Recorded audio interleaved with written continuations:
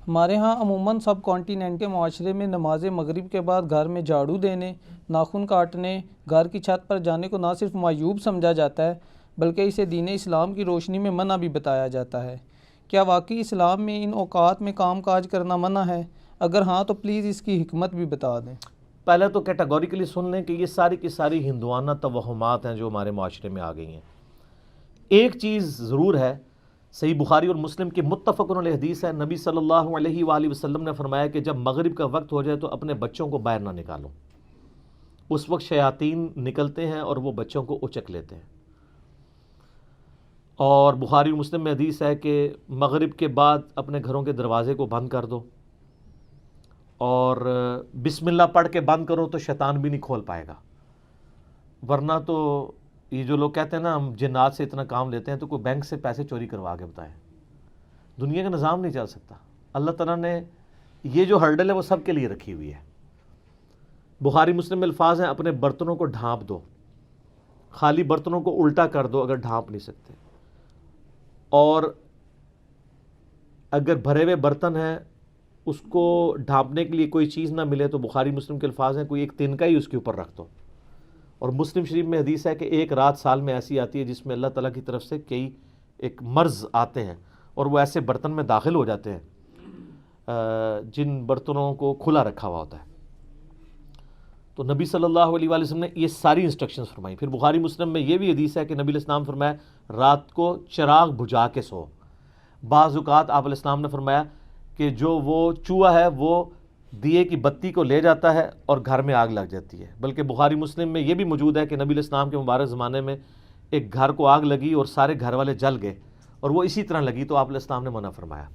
اور اس کو آپ آج کل کے اعتبار سے دیکھ لیں، یہ سوئی گیس کے ہیٹر یا اور بھی آگ والی کوئی بھی چیزیں رات کو بند کر کے سونا چاہیے۔ آئے دن ابھی تک واقعات ہو رہے ہیں کہ لوگ مرتے ہیں۔ لوڈ شیڈنگ ہوتی ہے، جب گیس آتی ہے تو آٹومیٹک ہیٹر تو آپ کو پتہ ہے 15-20 ہزار روپے کا ملتا ہے۔ ہمارے جو عام 2,500-3 ہزار والے ہیں ہیٹر، یہ تو جب گیس آئے گی تو دوبارہ چلنا شروع ہو جائیں گے، اور ظاہر ہے وہ پائلٹ بھی بجھ گیا ہوتا ہے۔ ایک ظلم تو یہ کر رہے ہیں نا، اتنی گیس لے جاتے ہیں کہ پائلٹ بھی نہیں چلتا۔ اگر پائلٹ جلتا رہے نا تو دوبارہ گیس آئے تو ہیٹر چل اٹھے۔ اسی طریقے سے آج کل آپ کو پتہ ہے وہ چونکہ پائلٹ جو کہ بھی گیس نہیں رہتی ہے تو وہ گیزر بھی رات کو بند ہو جاتے ہیں، ورنہ پہلے جو لوڈ شیڈنگ ہوا کرتی تھی نا اس میں پائلٹ بند نہیں ہوتا تھا، اتنی گیس ضرور رکھتے تھے تو رات کو جب صبح فجر کے وقت جب گیس واپس آتی تھی تو دوبارہ گیزر، اب تو روزانہ گیزر بھی آن کرنا پڑتا ہے۔ آٹومیٹک تو تھوڑے لوگ ہی افورڈ کر سکتے ہیں، اتنے مہنگے ہیں۔ تو یہ چیزیں ضرور ہیں۔ باقی یہ توہمات ہیں کہ جی گھر کی منڈیر پہ کوا بیٹھ جائے تو مہمان آ رہا ہے، کالی بلی راستہ کاٹ دے تو یہ کوئی نحوست ہے، شیشہ ٹوٹ جانے کو نحوست سمجھتے ہیں۔ اچھا کہتے ہیں جوتی پہ جوتی چڑھی ہو تو سفر لکھا ہے، تو میں اکثر کہتا ہوں میری جوتی پہ جوتی چڑھا دیں آپ روزانہ کے لیے، میں تو جاتا ہی نہیں ہوں کہیں۔ اس طرح سفر نہیں ہوتا، آٹومیٹکلی بھی کئی بار میری جوتی پہ جوتی چڑھی ہوتی ہے، میں تو مہینوں نہیں نکلتا ہوں، ضرورت ہی نہیں پڑتی۔ تو یہ ہیں ساری چیزیں جو توہمات سے تعلق رکھتی ہیں، اور نبی علیہ السلام نے ان چیزوں کو کنڈیم فرمایا۔ قرآن حکیم میں واضح آیت ہے سورہ بنی اسرائیل میں 36 نمبر آیت، جو 10 کمانڈمنٹس آئی ہیں نا، 9th کمانڈ ہے وَلَا تَقْفُ مَا لَيْسَ لَكَ بِهِ عِلْمٌ إِنَّ السَّمْعَ وَالْبَصَرَ وَالْفُؤَادَ كُلُّ أُولَٰئِكَ كَانَ عَنْهُ مسئولا۔ اے انسان کسی چیز کی پیروی اس وقت تک مت کر جب تک کہ تیرے پاس اس کے بارے میں ڈیفینیٹ علم نہ آ جائے۔ بے شک کان، آنکھیں اور عقل، دل یا دماغ کوئی بھی چیز، عقل، اس کے بارے میں تم سے پوچھا جائے گا۔ ان 3 چیزوں کو استعمال کر کے تم نے حق بات تک پہنچنے کی کوشش کیوں نہیں کی؟ اور یہ زلزلہ کیوں آتا ہے؟ اور یہ گائے نے ایک سینگ کے اوپر زمین اٹھا رکھی ہے، جب تھک جاتی ہے دوسرے پہ اٹھاتی ہے تو زلزلہ آ جاتا ہے۔ اب یہ توہمات ہیں، وہ کتنی بڑی گائے ہے، کدھر ہے، سب جھوٹ ہے۔ اسلام ان چیزوں کو نہیں مانتا، یا سائنس پروف کر دے مانیں گے۔ ایکوائرڈ نالج بھی ڈیفینیٹ ہے، ریویلڈ نالج بھی ڈیفینیٹ ہے، لیکن ایکوائرڈ نالج وہ جو یعنی سرٹیفائیڈ ہو تجربات سے۔ مثلا یہ چیز بالکل اسٹیبلش ہے کہ پیٹرول سے آگ بھڑکتی ہے، کبھی ایسا نہیں ہوا کہ آگ کے اوپر پیٹرول پھینکا جائے تو پانی کی طرح اس کو بجھا دے، تو یہ بالکل definite physical phenomena of nature ہے۔ یہ قرآن و سنت کی طرح حجت ہے، اتنا حجت ہے کہ آپ دیکھیں حضرت ابراہیم علیہ السلام نے نمرود کو جس دلیل پہ خاموش کروایا تھا وہ ہے ہی یہی تھی کہ میرا رب وہ ہے جو مشرق سے سورج نکالتا ہے، اگر تو رب ہے تو مغرب سے نکال کے بتا، تو ہکا بکا رہ گیا تھا کافر. اب یہ سائنٹیفک ایک فینومینا تھا جو حضرت ابراہیم علیہ السلام نے سامنے پیش کیا. اللہ تعالیٰ کے جو یہ فزیکل فینومینا ہیں اتنے محکم ہیں کہ کبھی کبھار ہی ٹوٹتے ہیں. آگ ایک ہی دفعہ ٹھنڈی ہوئی ہے ابراہیم علیہ السلام کے لیے، روز روز تو نہیں ہوتی. کعبے کو بھی اللہ تعالیٰ نے ابرا کے لشکر سے ایک ہی دفعہ بچایا ہے. اس کے بعد تو یزید کے دور میں خانہ کعبہ کے اوپر چڑھائی ہوئی ہے اور غلاف کعبہ کا کچھ حصہ جل گیا. اس کے بعد پھر حجاج بن یوسف کی چڑھائی کے دوران خانہ کعبہ کی دیواریں منہدم ہو گئیں، کچھ نہیں ہوا. واقعہ حرہ میں مدینہ شریف کی حرمت پر مال ہوئی. دنیا بقدر ایفرٹ ہے. آپ لاکھ کہتے ہیں بزرگوں نے دنیا کا نظام سنبھالا ہوا ہے، کوئی فرق نہیں پڑتا. یہ چیزیں بقدر ایفرٹ چل رہی ہوتی ہیں. باقی یہ جتنے توہمات ہیں کہ شام کے وقت جناب وہ آپ جھاڑو نہیں دے سکتے، بھئی کیوں نہیں دے سکتے؟ کامن ہے. ناخن نہیں کاٹ سکتے. اور میں نے تو گھروں میں لڑائیاں ہوتی دیکھی ہیں اس بات کے اوپر.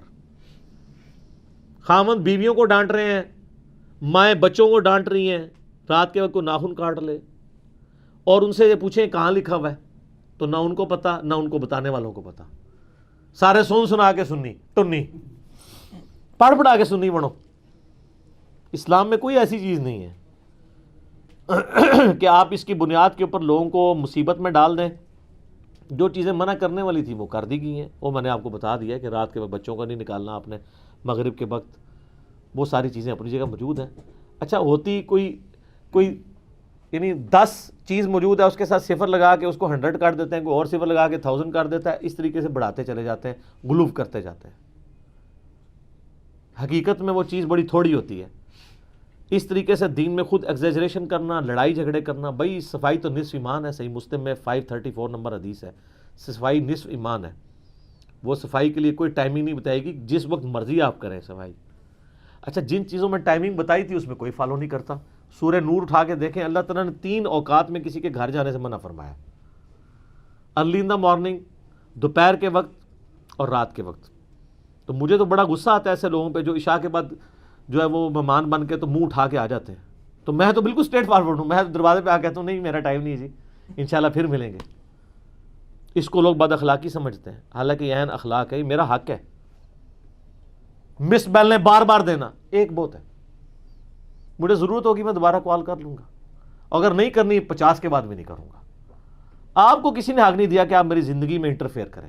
بخاری مسلم میں حدیث ہے، نبی علیہ السلام فرمایا اگر کوئی کسی کے گھر میں جھانک رہے نا اور وہ آگے سے نیزہ مار کے اس کی آنکھ بھی نکال دینا، اس پہ کوئی قدغن نہیں ہے. آپ اسے بد اخلاقی سمجھیں گے کہ یار وہ جھانکنے سے کیا ہو گیا تھا، آنکھ نکال دی. بھئی اسلام تو یہی کہتا ہے، سختی ہے. خود نبی علیہ السلام نے ایک صحابی کو یہ کہہ دیا تھا کہ اگر میں جان رہا ہوتا تو میں تیرے ساتھ کر دیتا. حتیٰ کہ بخاری مسلم میں یہ بھی حدیث ہے کہ دروازہ کھٹکھٹاؤ، دستک دو، جواب آ جائے تو ٹھیک 3 دفعہ، ورنہ واپس چلے جاؤ، اس بات کا برا بھی نہ مانو. یہ کیوں ہے؟ کوئی اگلے کی مرضی نہیں ہے، نہیں ملنا چاہتا آپ سے، کیوں آپ اس کو مجبور کر رہے ہیں؟ تو یہ سب کی سب چیزیں ہمارے معاشرے میں توہمات چل رہی ہیں. انہی میں سے یہ بھی ہے. اسلام یا ایکوائرڈ نالج کو مانتا ہے یا ریویلڈ نالج کو. سر پھر گورے کو اسلام ہے نا. گورے کو آپ کہہ دینا کالی بلی آگے سے راستہ کاٹ دے تو نحوست ہے، وہ مانے گا؟ ایمانداری سے مجھے بتائیں. نان سینس، کیا بات کر رہے ہو؟ نہیں مانے گا. آپ کے اعتقادات جو ہیں وہ گوروں سے بھی گئے گزرے ہیں. اور کر کے دیکھ لیں آپ، یہ جو آسٹریلیا کی ٹیم آپ کے ساتھ کر رہی ہے، ان کے آگے کہ کالی بلی پھینکے پھر تو انہوں 3 سینچری مارے گا وارنا. کچھ بھی نہیں ہونا. دنیا بقدر ایفرٹ ہے،